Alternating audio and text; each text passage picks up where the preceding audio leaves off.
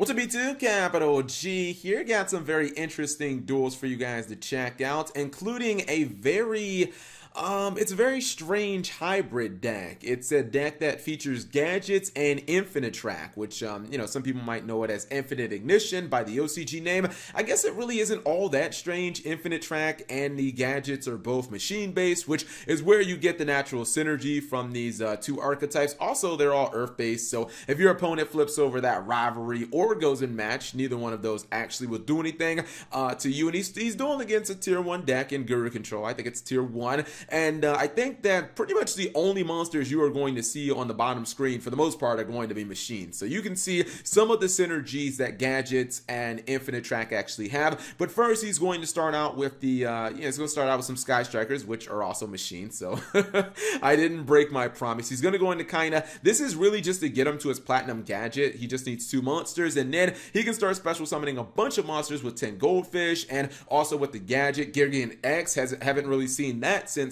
basically Zexal, and it's nice because it gets him a defensive card. Now, I did wonder, he did go ahead and he summoned the Infinite Roadheader here, and I was like, I don't really get that play, don't really understand how it helps you, but you guys will see in the following turns how it's actually a really good setup for, following turns and recovery and whatnot. So, the Subterra Guru player, he opened really good Hidden City. He's got his Guru, he's going to flip some monsters down, summon his Behemoth. He also has Called by the Grave for, I guess, a hand trap. Girgian X is going to be used, that gets rid of the Fiendus. I probably just would have let him surge, honestly. Nightmare Phoenix is going to get hit by the Solemn Strike. Yet I still think Guru Control is in really good position. However, this Utopia the Lightning complicates things, because obviously it has the ability to make sure flip effects never activate, but more importantly, not only can it attack over this guy, even though it's 2700, even if he does use, or he cannot use Hidden City to stop attacks anymore, so that's also a little bit of a problem. And he can't use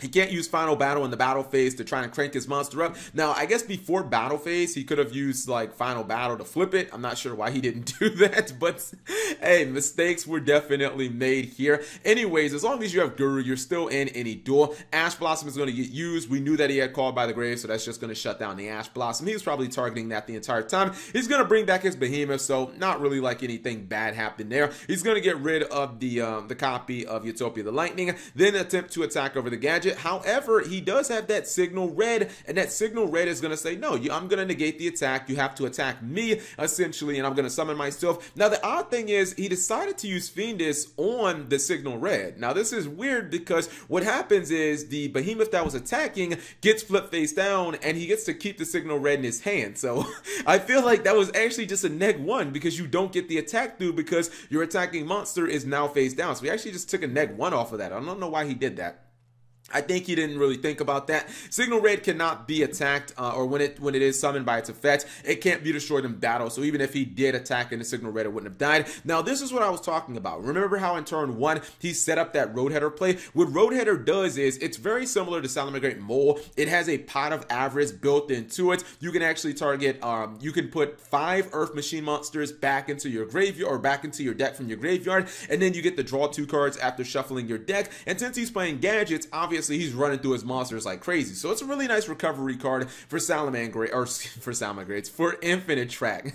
He's going to get shut down by the Effect Veiler on his Girgian X. However, he is going to go for a really nice play here. This is another thing that's really nice about the Infinite Tracks. Rock Anchor is a level 4, much like the gadget. So if you don't use the effect, you can go for Girgian X. However, you can use the effect and you can go straight into Dengarisu, which is actually quite incredible. I mean, gadgets don't generally bust out rank 8s, but this one not only has non-targeting removal, but it also has protection for your entire field. So it's an excellent card. His opponent top decks the Pot of Extravagance. That's not going to happen. He's going to hit him with that Ash Blossom. He's going to flip over the Behemoth. He's just going to Veiler that. And now he looks like he's in good position. However, the Final Battle can make it so that it's not negated. He's going to attack into Signal Red. He knew that he had that from last turn. But I think that he's basically, he's about ready to end this duel. He's going to kaiju him. just so that the final battle doesn't have really any applications here. And now he says, Cap G, it's time to end this duel. Let's one-shot this guy. Goes for Utopia, Underclock Taker, cut the Kaiju down, basically to 0 attack. And now he's going to go ahead, double or nothing. Boom! A 10,000 damage one-shot. That is a GG no re. And I was actually quite impressed by this duel. I mean, yes, the Sub-Zero player did not play perfect. I mean, far from perfect. But I thought that Gadgets persevered quite nice in that duel. This one's going to be a little more free. Going first against, you know, the Altergeist deck. Altergeist aren't known for breaking very big boards, and really, I wasn't sure he was going to actually have anything that would stop Altergeist other than, I guess, like hard going into 41, but you probably wouldn't do that turn 1 if you don't know what you're playing against. But the Signal Red is actually an excellent counter to Miluseek, because even if your opponent is attacking directly, you can still summon Signal Red and you force them to attack into Signal Red, so Miluseek doesn't really do anything. It doesn't get the +1. Now, I think that this was just troll. I have no idea why he didn't turn Miluseek into Linkuriboh, get the multi-faker, and basically go from there, because he has manifestation. He needs Miluseek in the graveyard to even get the manifestation live. I mean, that's the difference between winning and losing a duel sometimes, is a mistake like that. Anyways, Ash Blossom is going to be used on Gigan X, and he's going to go for Nightmare Phoenix. That's going to get solemned. Is it me, or is every time this guy goes for Nightmare Phoenix, it gets solemned in some form?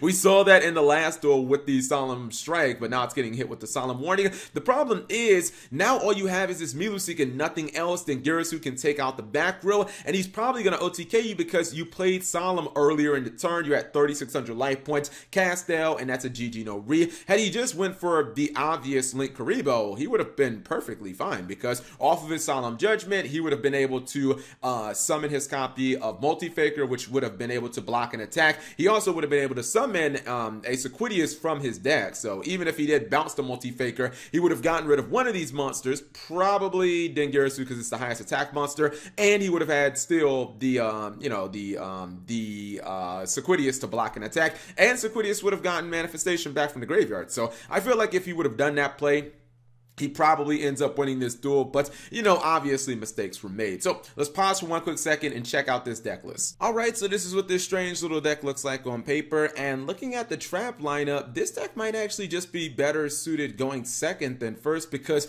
these are two excellent going second trap cards, and even like the Sky Striker engine, you know, these are all basically just like removal cards, with the exception of the Hornet Drones, which obviously, you know, is to get you into your Platinum Gadget. But yeah, man, I'm looking at this and I'm like, why not just go second? You got all the hand traps to do it, and if your opponent does commit cards to the board, maybe you can break their board with the Dengarasu, because it's non-targeting removal. Also, it doesn't destroy cards, and then it puts like a really big beater on the field. The only infinite track monster that he is running 3 of is the Rock Anchor. That makes the most sense, because all of your gadget monsters, like, they can basically be used to instantly go into a rank 8 Exceed. Maybe you could say then in the extra deck you could run like another rank 8 Exceed, but I feel like it's okay, because even if you don't want to use the effect, you still could just go for a rank 4 Exceed, so maybe you don't actually need the like another, you know, rank 8 or something like that.